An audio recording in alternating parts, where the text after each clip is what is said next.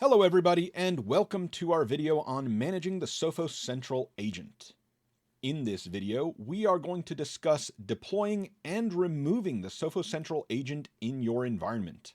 We will mention multiple links and web pages, and these will be made available to you in the description under the video.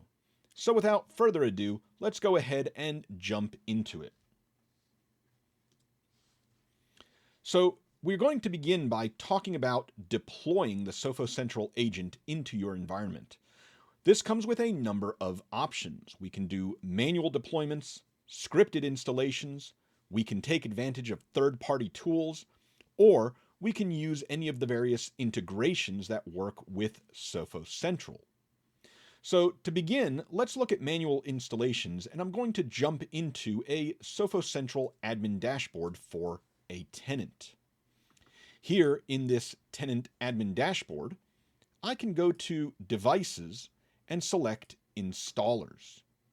Here in the Installers, I can see where I can download the installers for my endpoints or for my servers. When downloading these installers, I can then copy them to a network share, to a thumb drive, for example, or they could even be downloaded directly to the device in question and then can be manually installed.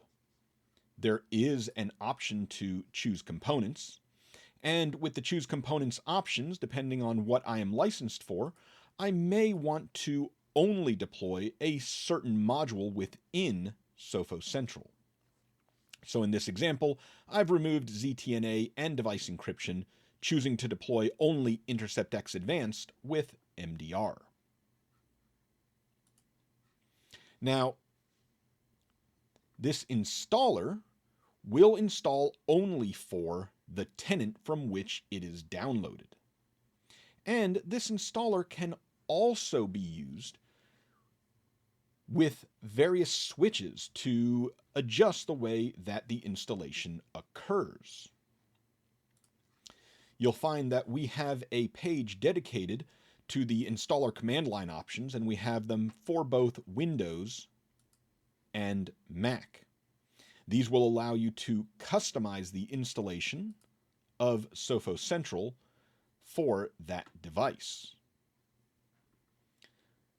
Now, that being said, we can choose to take this one step further and script the installation. We have a page dedicated to different installation methods, and within the installation methods, you'll find that scripting is one of the sections. When it comes to scripting an installation, we can use the installer that was downloaded from the central admin dashboard, and then we can use this within our script to deploy to multiple machines. In one of the examples given here, this shows how to create a script and then use that script to deploy by taking advantage of Windows group policy. In fact, we provide a script that can be copied and modified for your use so that you have a starting point that you can edit. Now, coming back to the central admin dashboard, besides being able to download and run an installer, we do have an option to send the installer to users. Clicking this link will take me to my people, where I can choose to select a user and click the email setup link button. Now, there are some caveats here that you must be aware of. They must be an administrator to install, and this will send a personalized email with deployment instructions to the selected user.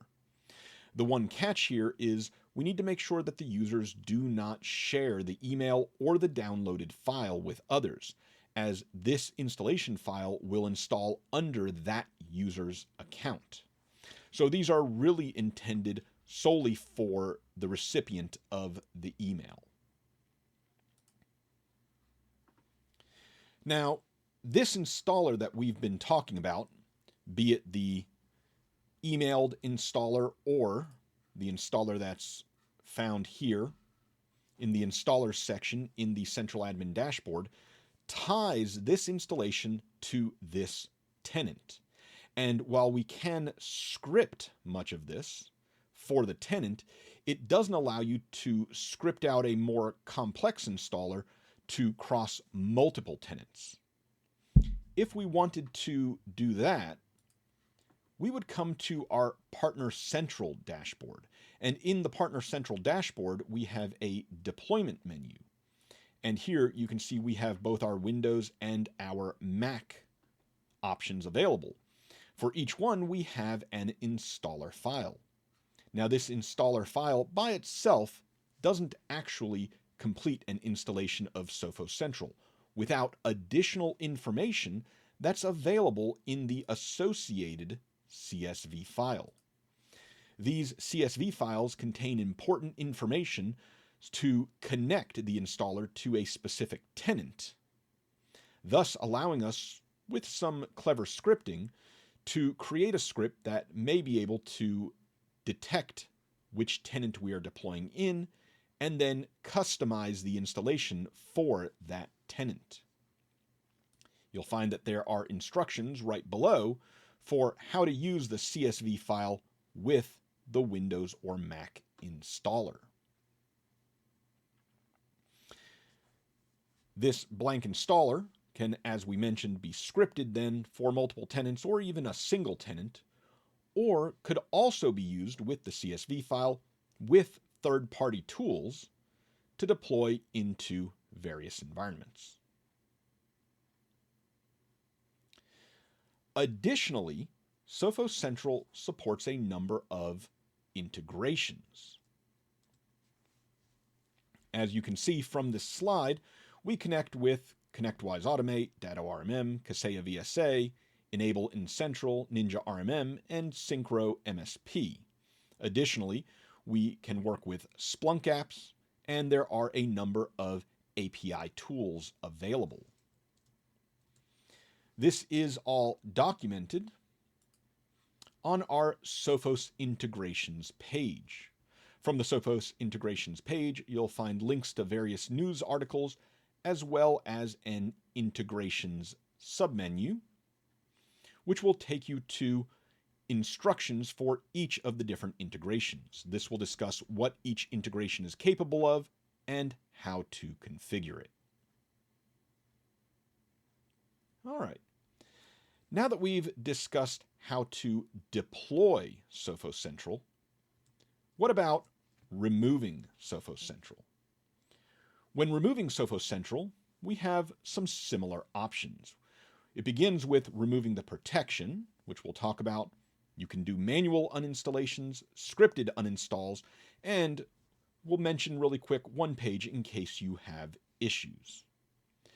So when we talk about removing the protection, I'm going to come back to my central admin dashboard, and I'm going to go over to devices. And for this example, I'm going to take a look at some of the computers. When I select a computer, there is an option to manage endpoint software. From the manage endpoint software, I can choose to remove and uninstall the various Sophos components. Now, this will not install the full core agent, but it will disable the protection on this machine. If I click save, the next time that machine checks in, that protection will be removed. I can also go into a machine, into one of the various machines, and if I scroll down to the tamper protection section, I can turn off the tamper protection. This will allow me to then manually uninstall Sophos Central from this device.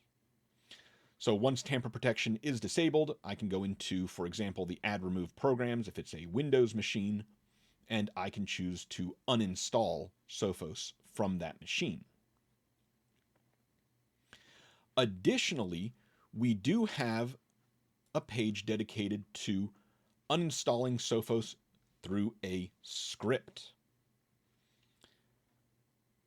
All right, taking advantage of the fact that we have disabled tamper protection, we can then use the command line or a batch file to remove Sophos from a machine or from multiple machines.